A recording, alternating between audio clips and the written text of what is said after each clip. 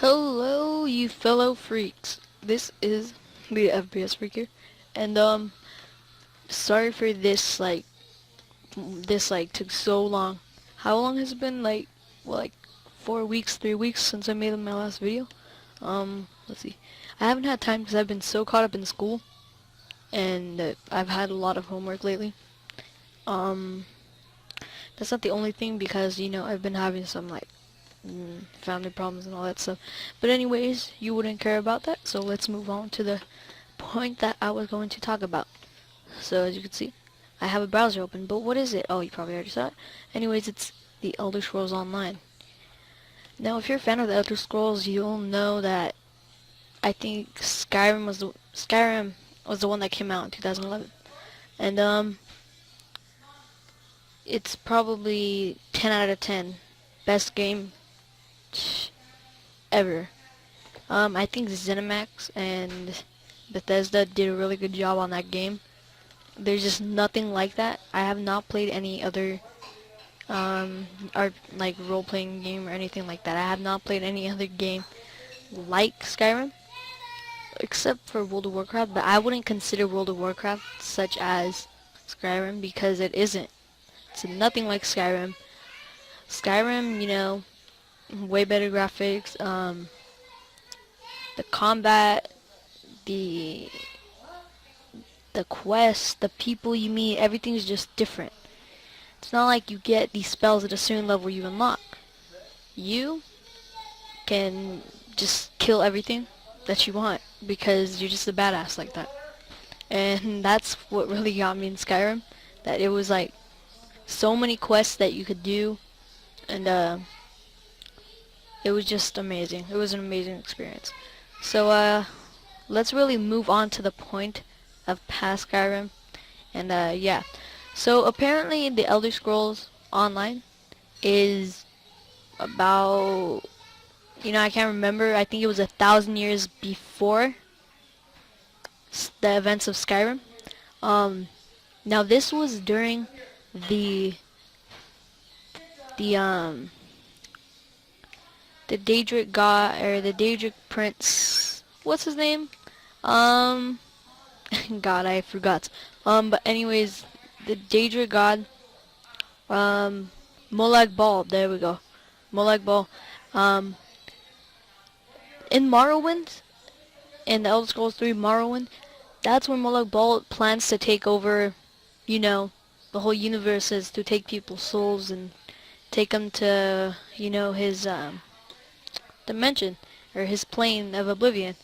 So in the Elder Scrolls Online, this is much more than just a battle against Molag Bal, because the point of Morrowind, the Elder Scrolls Morrowind, was to defeat Molag Bal's minions, and but the Elder Scrolls Online is an MMO, so meaning that it's not going to only have one story, it's going to have many subplots to it and many other quests to experience. Yes, it's going to be way better than Skyrim, I can guarantee you that. And here it is, the story behind the Elder Scrolls Online. Not only is it to, defeat Molag Bal, but it is about 3 alliances fight against each other for what they believe in. Now at this time, this period of time, there is no emperor ruling Tamriel. So that means it's in peril. So now we have 3, 3 different clans, I guess you call them. The one of them is the Ebonheart Pact. Now this consists of the Nords, the... You know what? I actually have to go check because I cannot remember. But anyways, yes, there's 3. The first one is the Ebonheart Pact. The second one is the Aldmeri Dominion. You probably know this one from Skyrim, because before Skyrim, the Aldmeri Dominion did exist, but it didn't consist of only elves. It consisted of 2 other races. So the last one, I believe, is what is it? The last one is the Daggerfall Covenant. Now, if you've played um, the Elder Scrolls from the first to the last, I have not, so I don't really know about the first, the second, all the classics. I do know about Morrowind, Oblivion, and Skyrim because I did play those ones. And I've done a lot of research on the Elder Scrolls, watch videos about them, do all this stuff about them.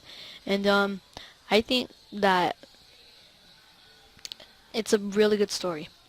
So anyways, I trailed off right here. The Daggerfall Covenant is of where the Red Guards live, and I believe that is... I have not played Elder Scrolls in a long time. So I'm just going to do a little research here, and I'll come back to you right after this. Okay, so I did the research I promised. And if you go to the ESO website, you can find, if you go to the game guide, you have the story, the Alliance War, and the 3 alliances. Now, I'm going to talk about the Daggerfall Covenant, since I was talking about, or the Daggerfall Covenant, excuse me, that I was talking about before I paused this video. So, 1,000 years before, here's how it starts out. High King Emmerich. High King Emmerich is a Breton merchant lord whose shrewd policies and masterful diplomacy earned him the trust of the kings of High Rock. Alliance by marriage with the Red Guards and ultimately war treaty with orcs, Hebrews from Wayrest and High Rock.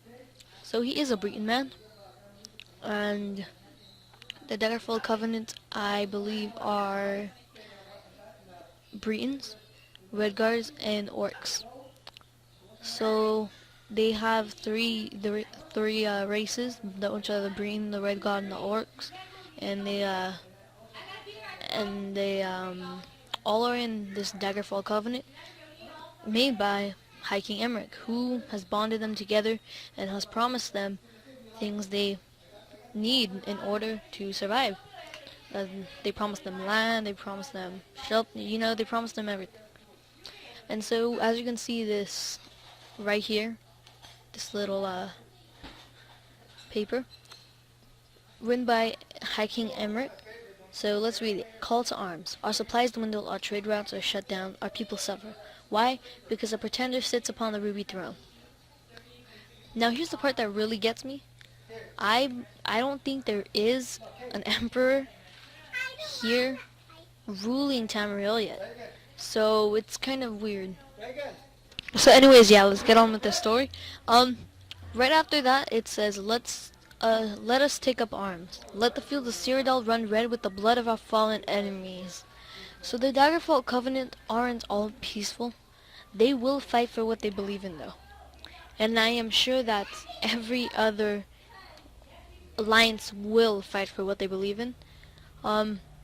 Except I think this one is more peaceful than the other ones. Because as you see the Aldmeri Dominion, you see them now, they are complete bastards. Complete assholes. You'll go up to them and they'll just say some mean stuff. With the Daggerfall Covenants, with like orcs are fierce, yes, but that doesn't mean they didn't have peaceful ways before this. Let's see. And yeah, so the Red Guard believe in different things, but as they believe they will get something out of this. So that is basically why they're fighting for this. So anyways, let's move on.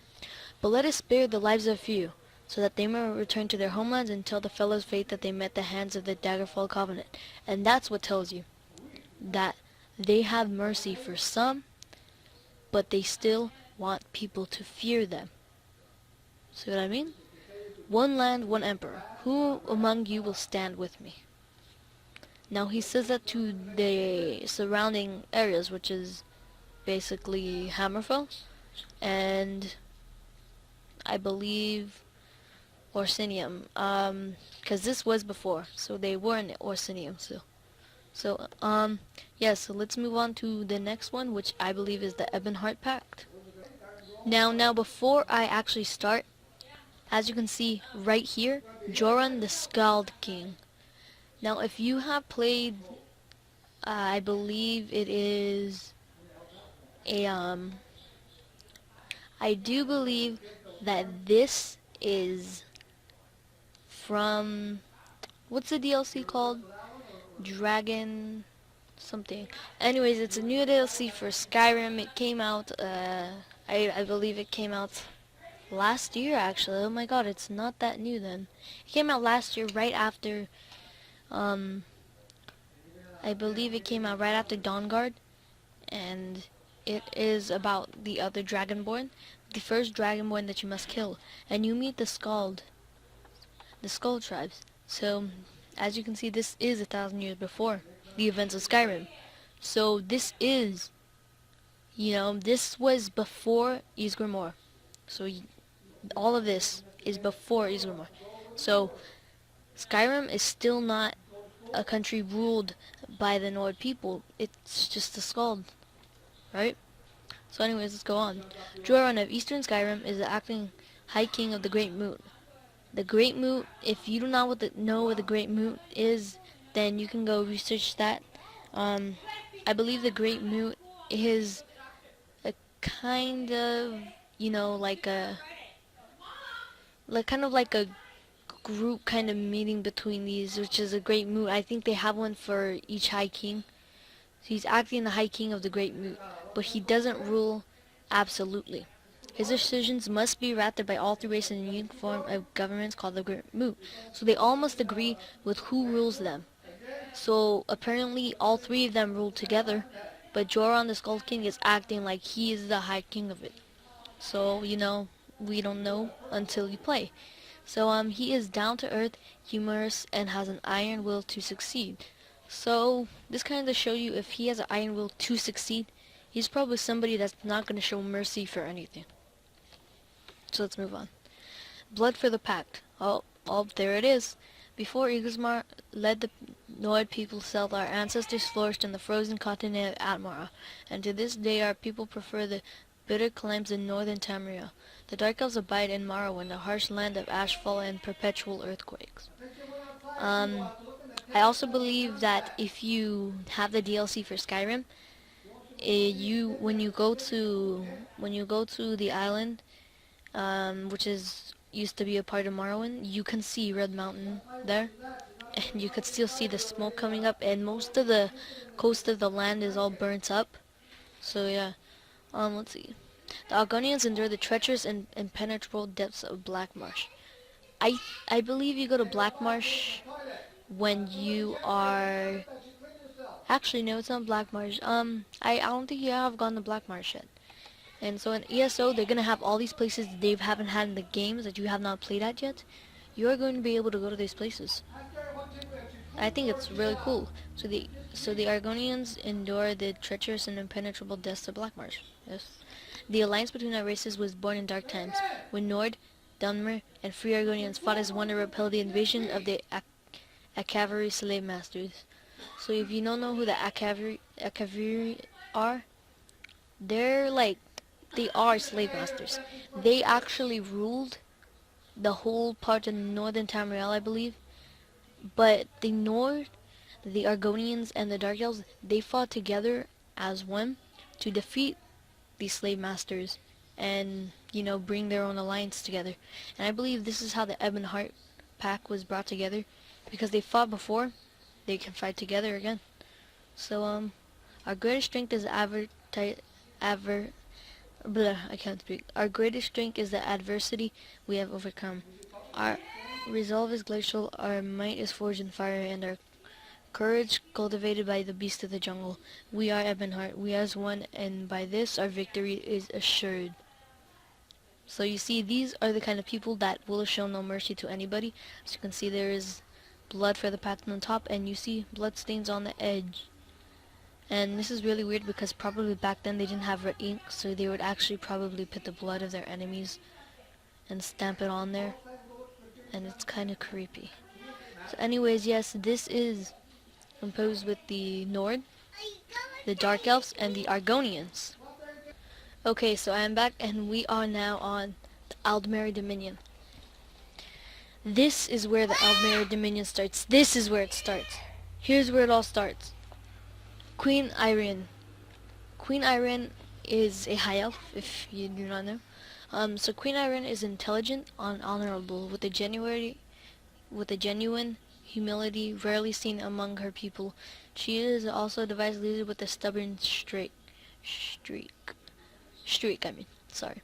She is young for a Hyle, a mere 28 years old, but she has spent much of the first part of her life roaming the lands and seas of Tamriel, seeking adventure and kind of education schools cannot impart.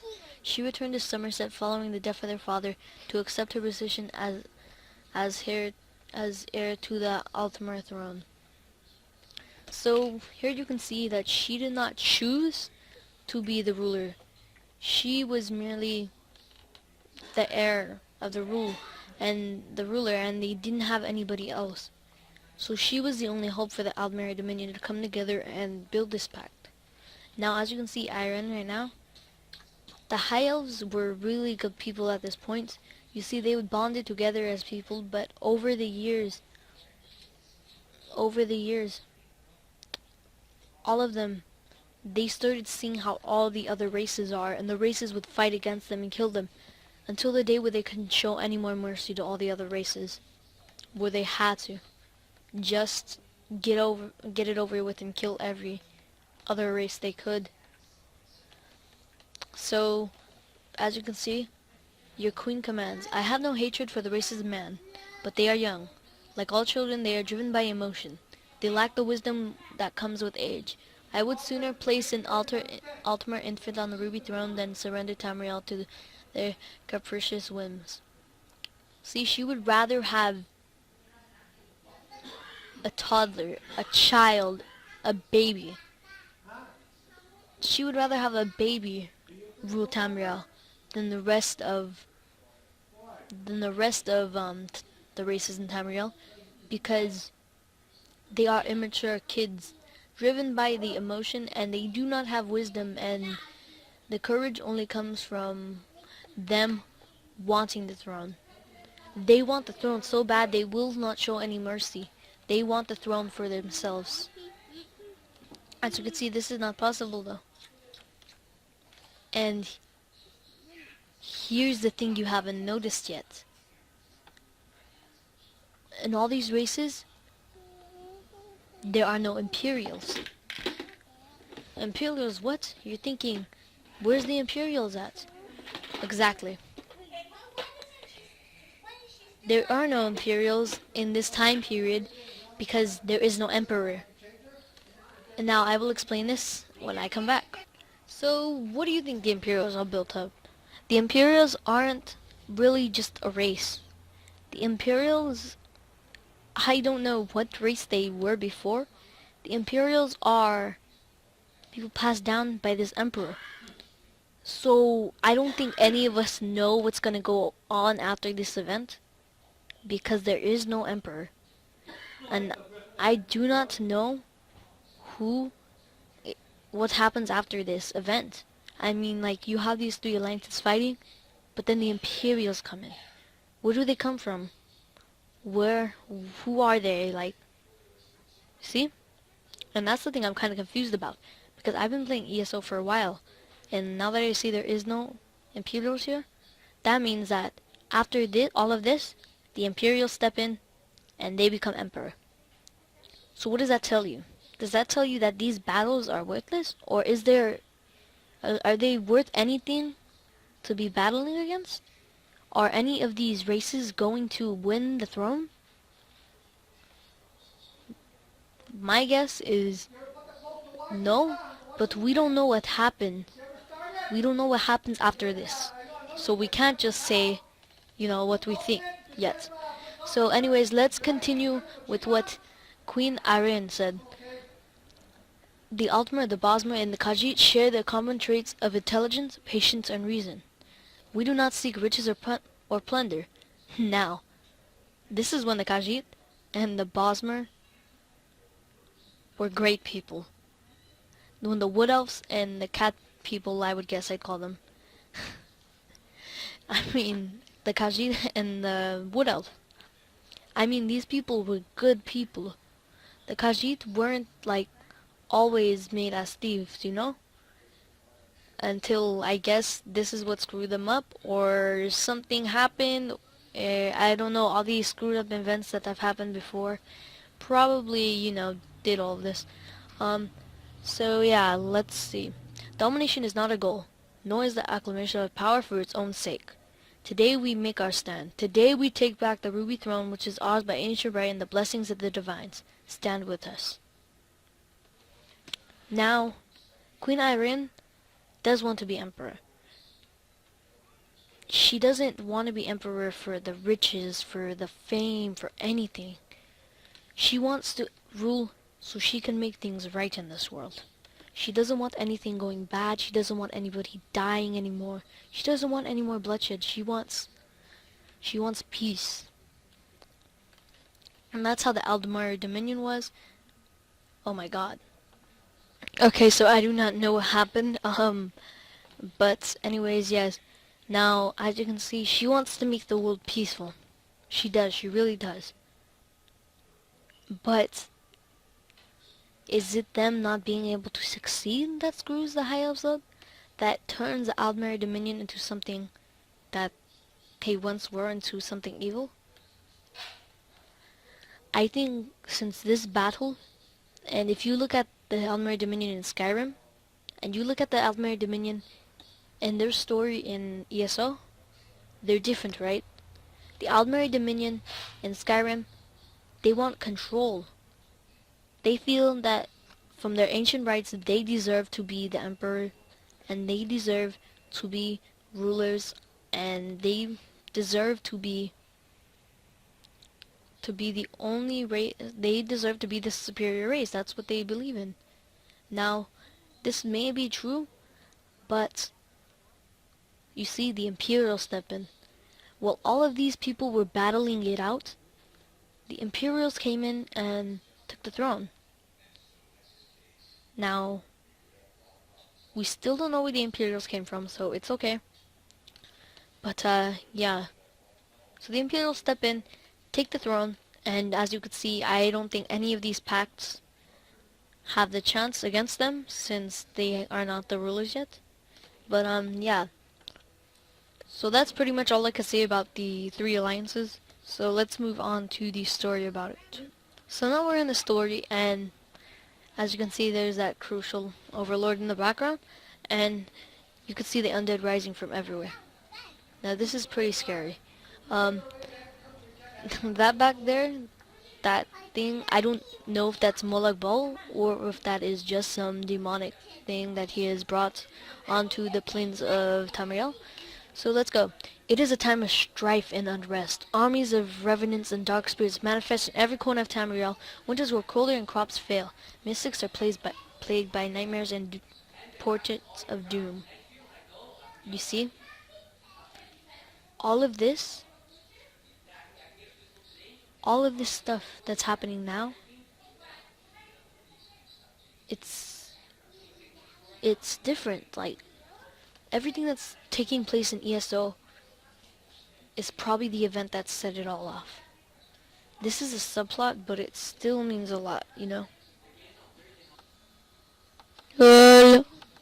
So yes, I do think this is the event that set it all off. From this event, we moved on. From a person of the Ruby Throne, I think since Molag Bal has come and steal the souls of the people, this is what is kind of making all these alliances feel this bad feeling. You know, making them feel like the ruler that we have now, he's doing nothing about this. How could he not prevent this from happening? And now they think they probably can. So, yes. Either the Imperials are, like, ruling now, or they come in after this. But we don't know who's ruling yet.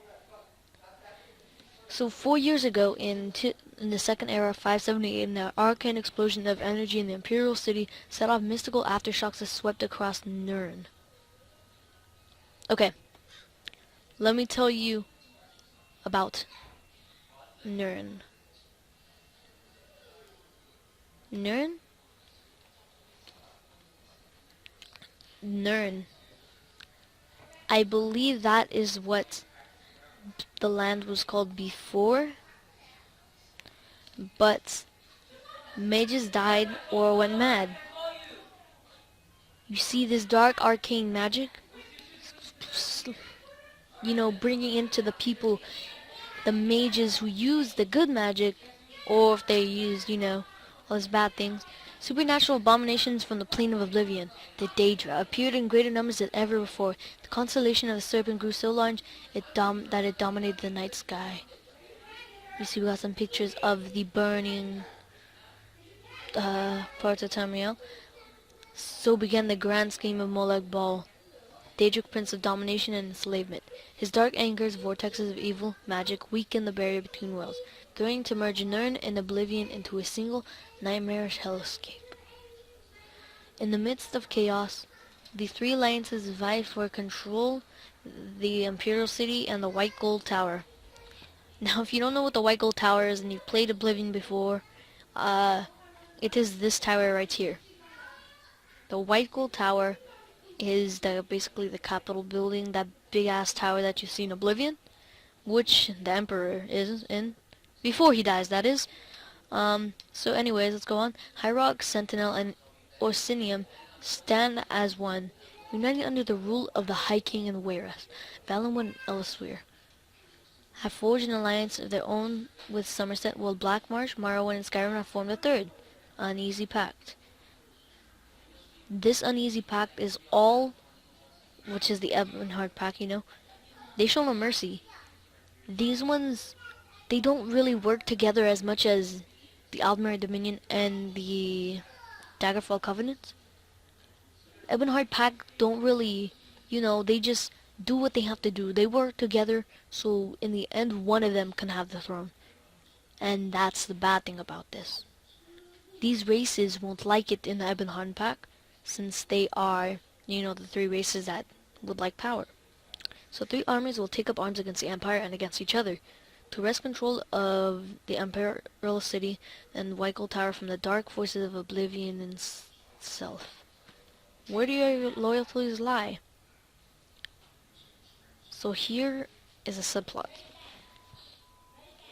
As you can see, you have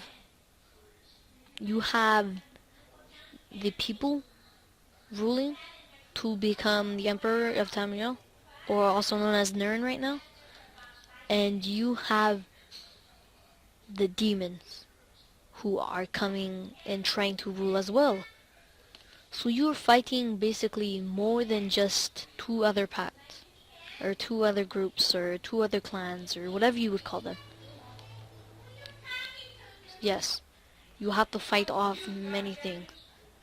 So that's the end of the story of what is going on in Elder Scrolls Online. And so if you go to the media, there should be like stuff like, the videos, concept art, screenshots, and wallpapers inside game. And you can go ahead and watch this. And I think there is videos that will show you, like the story, and they'll tell you like the introduction to Elder Scrolls Online, Alliances at War. It will tell you about the war, the journey to Cold Harbor, which is a dimension of Molag Bal, the Gathering Exploration. It will tell you about the how to use it, the what are those called, the concept of the whole game basically. So they will explain that to you. And as of now, the beta is open. Actually, not as of now, but the beta has been open for a really long time. And if you are planning to buy a PS4 and Xbox One, it is coming out on those platforms as well, not only PC. So that's what's kind of good about it. But just know, I would most recommend to play it on a console, or if you're the kind of person who likes to update it a lot, and if you want to keep it safer, I would recommend playing on a console, or in case your PC crashes or they're doing some updates on the server, unless they do it all in one server which connects to the Xbox One. Xbox, PS4, and PC. So I guess that's really it all now, guys. This has been a weird, funny, since I don't know a lot about the ESO yet. So yeah, thanks for watching, and I will see you all next time. Please be sure to like, subscribe, and comment. Any suggestions that you would like to. Favorite this video, and you can go ahead and share it out to other people for me, please. Anybody that you know that is a fan of Elder Scrolls. And yep, thank you for your cooperation, and goodbye.